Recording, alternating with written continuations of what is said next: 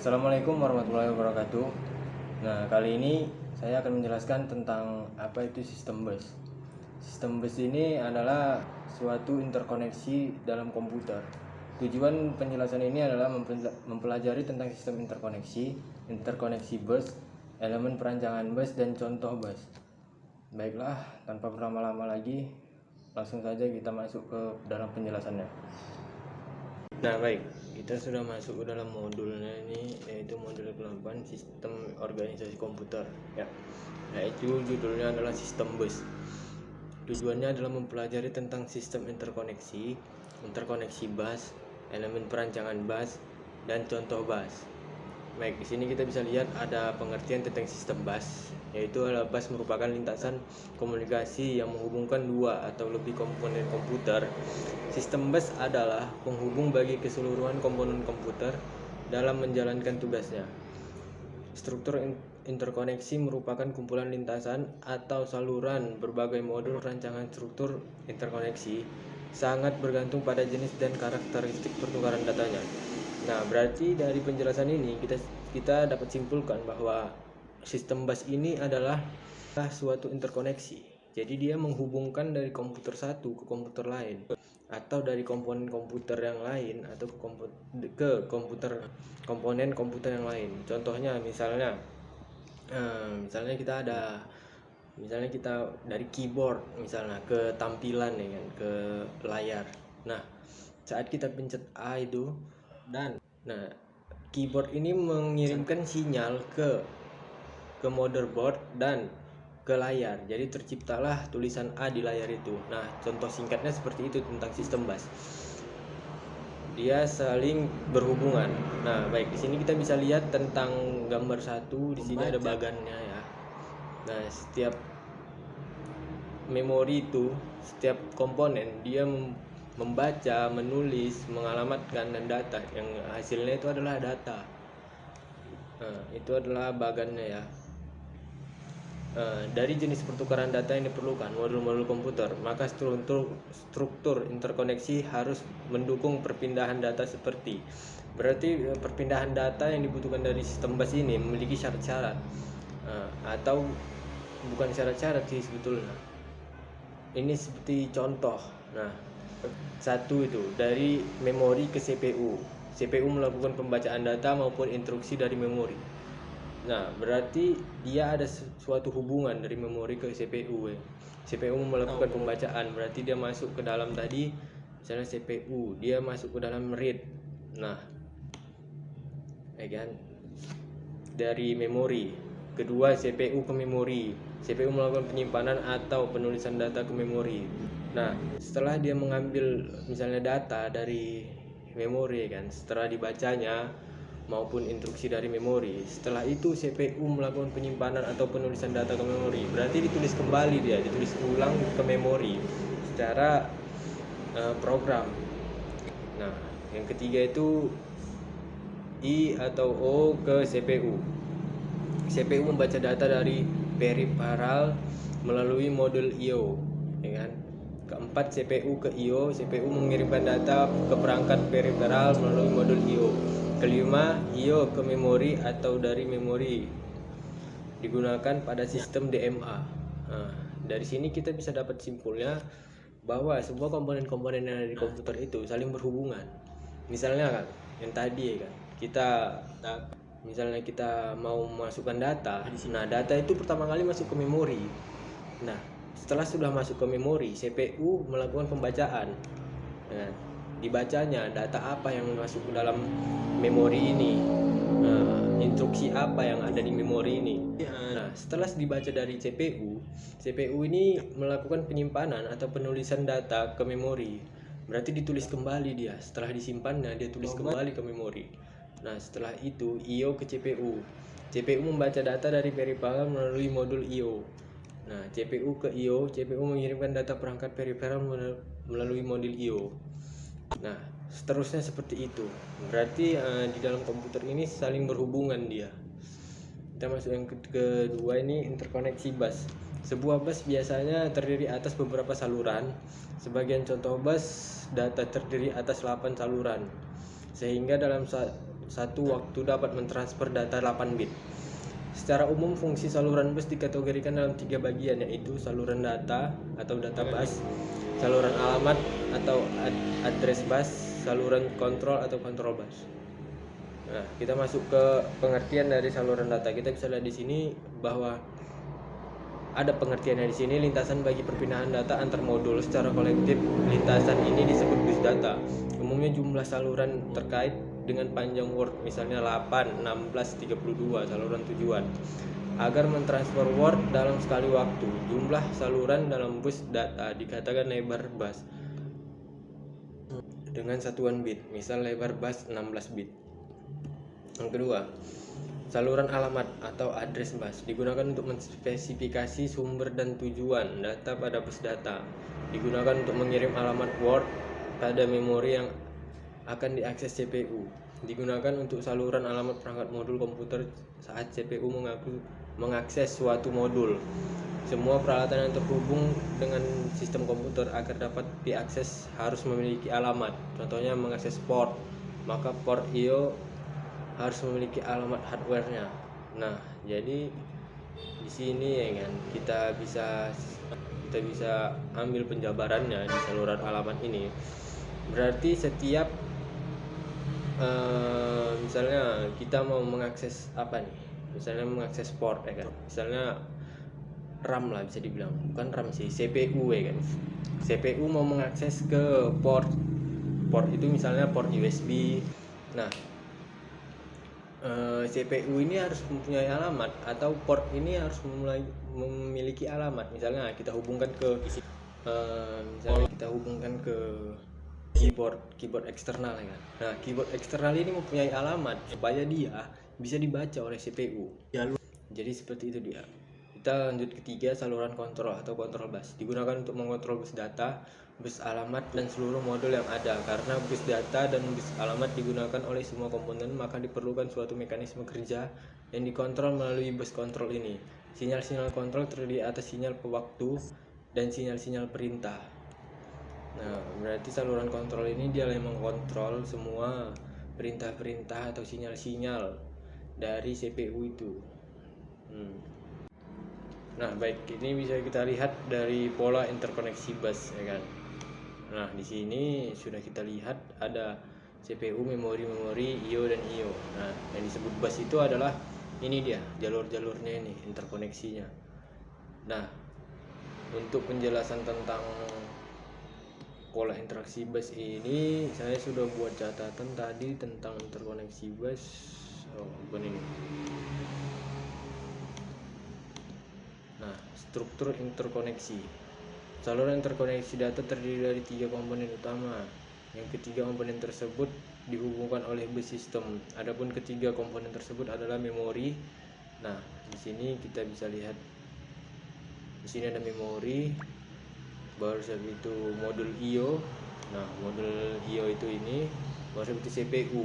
Nah, CPU itu ada ya. Nah, ini penjelasannya. Ini yang saya catat tadi ya. Memori umumnya terdiri dari beberapa word memori dengan panjang yang sama. Word dapat dibaca maupun ditulis pada memori dengan kontrol read dan write. Nah, berarti di memori ini dia mempunyai kontrol membaca dan menulis. Modul IO berfungsi sebagai sebuah memori dengan operasi pembacaan dan penulisan yang dapat mengirimkan sinyal interrupt. Nah, CPU berfungsi sebagai pusat pengolahan dan eksekusi data berdasarkan rutin program yang diberikan padanya. CPU juga sebagai pengendali seluruh sistem, sehingga sebagai konsekuensinya memiliki koneksi ke seluruh modul yang menjadi bagian sistem komputer. Nah, berarti semuanya itu ada di CPU-nya. CPU-nya ini di sini saya sebutkan bahwa CPU pusat pengolahan. Berarti di CPU semua data-data itu, misalnya datanya dari memori ditangkap oleh IO. Nah, CPU ini yang mengolah semua. Nah, CPU yang mengolah dan mengeksekusi pengendalian seluruh sistem yang diminta dari kita, dari user misalnya. Nah, baik, kita lanjut ke saluran kontrol terdiri dari, nah ini memory write, berarti memori memerintahkan pada bus akan dituliskan ke dalam lokasi alamat. Nah, berarti memori itu dia mempunyai dua kontrol, yaitu write dan read. Yang read itu memerintahkan data dari lokasi alamat ditempatkan pada bus data. Nah, I/O juga seperti itu, write dan read. Transfer ACK menunjukkan data telah diterima dari bus atau data telah ditempatkan pada bus. Keenam, bus request menunjukkan bahwa modul memerlukan kontrol bus. Berarti ini bus request ini dia menunjukkan bahwa modul memerlukan kontrol. Jadi modul itu memberikan isyarat ke CPU bahwa dia memerlukan kontrol bus. Jadi dia yang mengisyaratkan ke sana. Bus grant menunjukkan ground yang menunjukkan modul yang melakukan request telah diberi hak mengontrol bus. Nah, bus grant ini seperti sistem cek tadi ya kan, transfer ACK menunjukkan data yang telah diterima, sama seperti itu dia. Di 8, interrupt request menandakan adanya penangguhan interupsi dari modul. Interrupt ACK menunjukkan penangguhan interupsi telah diketahui CPU. Yang 9 itu clock kontrol untuk sinkronisasi operasi antar modul. Yang ke-10, reset digunakan untuk menganalisis seluruh modul. Nah, ini kita masuk ke dalam sinyal kontrol secara fisik. Nomor 1 itu konduktor listrik paralel yang menghubungkan modul-modul. Berarti setiap modul-modul itu dihubungkan oleh konduktor listrik paralel. Entah itu dari kuningan atau dari wayar, nah itu terserah. Yang penting dia konduktor listrik. Nah, yang kedua, konduktor adalah saluran utama pada PCB motherboard dengan layer tertentu sehingga dapat fleksibilitas penggunaan. Nah, konduktor adalah salah satu saluran utama pada PCB. Nah, kalau kawan-kawan sering misalnya lihat papan elektrik yang warna hijau itu, nah kita kan bisa lihat yang kuning-kuningnya itu dari satu ke satu terhubung. Nah, itu dia yang disebutkan saluran utama PCB dengan layout tertentu. Nah, berarti garis-garis yang ada di misalnya papan elektrik itu nggak dibuat asal-asalan. Dia ada ukurannya, ada awalannya, supaya fleksibilitas penggunaan bisa digunakan dia. Misalnya dulu misalnya papan PCB itu tebal ya. Nah, sekarang makin lama makin tipis. Nah, di laptop kan dia makin tipis. Nah, itu dia, sehingga dapat fleksibilitas penggunaan. Nomor 3, untuk modul I/O biasanya dibuat slot bus yang mudah dipasangkan dan dilepas berupa slot PCI dan port ISA. Nah, di PCB itu kita misalnya kalau kawan-kawan sering bongkar laptop gitulah ya kan, biasanya di PCB-nya itu ada slot untuk RAM. Nah, slot untuk RAM, slot untuk apa? Slot untuk keyboard, slot untuk mouse, trackpad-nya, slot untuk untuk harddisknya. Nah, itu dia yang disebut modul I/O itu biasanya dibuat slot bus. Jadi dia dimasukkan slot-slot itu. Keempat, untuk chip akan terhubung melalui pinnya. Nah, kalau untuk chip dia langsung dari pinnya, karena biasanya chip itu kan di bawahnya itu kan banyak pin-pinnya itu. Itu dia. Kita masuk prinsip operasi bus, operasi pengiriman data ke modul. Nah, inilah dia penjelasannya. Apabila telah setuju, modul akan memindahkan data yang diinginkan ke modul yang dituju. Misalnya CPU menginginkan suatu program ya kan. Nah, modul itu akan memindahkan data yang diinginkan ke modul yang dituju. Misalnya aku ingin modul yang ini yang bekerja. Nah, kata-kata itu disampaikan atau dipindahkan modul satu ini ke modul yang ingin saya perintahkan. Seperti itu. Prinsip operasi bus, operasi meminta data dari modul lainnya. Nah, nomor 2, mengirim request ke modul yang dituju melalui saluran kontrol dan alamat yang sesuai. Ketiga, menunggu modul yang dituju mengirimkan data yang diinginkan. Nah, ini kita bisa lihat dari sini operasi meminta data dari modul lainnya. Berarti bus ini menginginkan data. Misalnya dia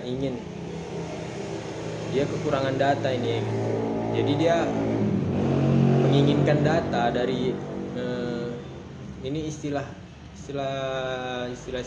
singkatnya adalah pemanggilan data, mengirimkan request. Jadi dia kayak mengirimkan permintaan. Nah, ini aku permintaan ke modul. Nah, setelah disetujui saluran kontrol dan alamat yang sesuai, lalu bus itu menunggu modul yang ditujui mengirimkan data yang diinginkan. Masuk kita, bila terjadi banyak modul atau perangkat dihubungkan pada bus, maka akan terjadi penurunan kinerja. Faktor-faktor penyebabnya itu. Nah, ini dia resiko-resikonya atau faktor-faktor yang membuat laptop itu nge-lag, ya kan? Atau buffering dia. Misalnya kita lagi main ini kan, misalnya main game atau buka Google, entah lihat apa gitu, tiba-tiba nge-lag dia, nggak bisa di close, ya kan, nggak bisa ditekan-tekan lah, tiba-tiba stop responding, ya kan. Nah, itu penyebabnya adalah ini, semakin besar delay propagasi untuk mengkoordinasi pengguna bus, antrian penggunaan semakin panjang. Berarti sebelumnya itu kita melakukan operasi-operasi yang banyak sehingga kapasitas transfer bus penuh, jadi memperlambat data. Nah, nomor 3 itu dimungkinkan habisnya kapasitas transfer bus.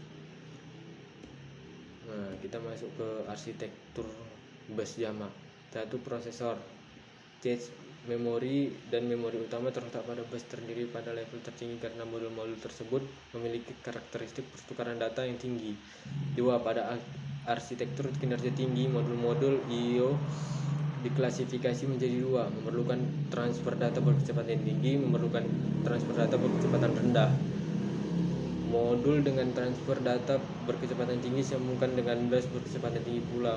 Nah, itu sebaliknya, modul yang tidak memerlukan transfer data cepat disambungkan ke bus ekspansi. Nah, ini dia arsitektur bus jamak ya. Di sini kita bisa lihat ekspansi. Nah, berarti yang di ekspansi ini dia tidak memerlukan proses yang cepat. Nah, sistem bus, cache, lokal, main memori. Di sini bisa kita lihat langsung bahwa semua itu berhubungan.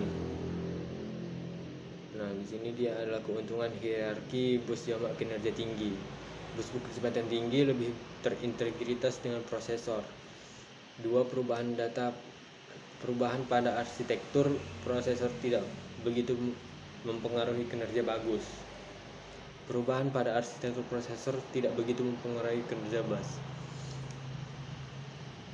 Nah, ini tadi tradisional, ini dia yang bus jamak kinerja tinggi. Nah, ini kok bisa dibilang kita seperti apa ya? Ini dua ini kayak melihat apa dibilang motherboard tapi dengan tulisan. Nah, seperti inilah dia contohnya. Baik, yang terakhir tadi penjelasannya tentang contoh-contoh bus ya. Nah, di sini saya sudah mempunyai catatan tentang contoh-contoh bus. Nah, baik, ini adalah contoh-contoh bus ya. Bus ASA atau bus industri standar arsitektur dikembangkan untuk lebih digunakan pada personal komputer yang beroperasi pada 8,33 MHz, di mana pendekatan yang digunakan pada bus ISA adalah tetap kompatibel dengan komponen-komponen komputer yang telah ada. Yang kedua itu bus PCI, Peripheral Component Interconnect, adalah bus yang tidak tergantung prosesor dan berfungsi sebagai bus penghubung peripheral. Standar yang digunakan PCI adalah 64 saluran data dengan kecepatan 33 MHz. Yang ketiga itu adalah bus USB. Bus USB ini diciptakan untuk menyimbangi banyak perangkat peripheral yang tidak efektif apabila ditempatkan pada bus PCI yang memiliki kecepatan yang tinggi, sedangkan kecepatan dari beberapa peripheral masih tergolong lambat seperti keyboard, mouse, dan printer. Nah, berarti di sini ada 3 bus ya kan. Di bus PCI ini berarti dia yang di dalam. Nah, yang bus USB ini dia eksternal. Yang fungsinya untuk menyimbangi banyak perangkat peripheral yang tidak efektif apabila ditempatkan pada bus PCI. Nah, misalnya di PCI-nya itu nggak kompatibel dia diletakkan di situ, jadi dia dia dibuat di eksternal. Nah, ya. Nah, itu tadi adalah penjelasan dari sistem bus, interkoneksi bus, elemen-elemen bus, dan contoh bus. Semoga dalam video ini Anda memahami apa yang namanya sistem bus. Demikianlah penjelasan dari sistem bus. Saya ucapkan terima kasih dan assalamualaikum warahmatullahi wabarakatuh.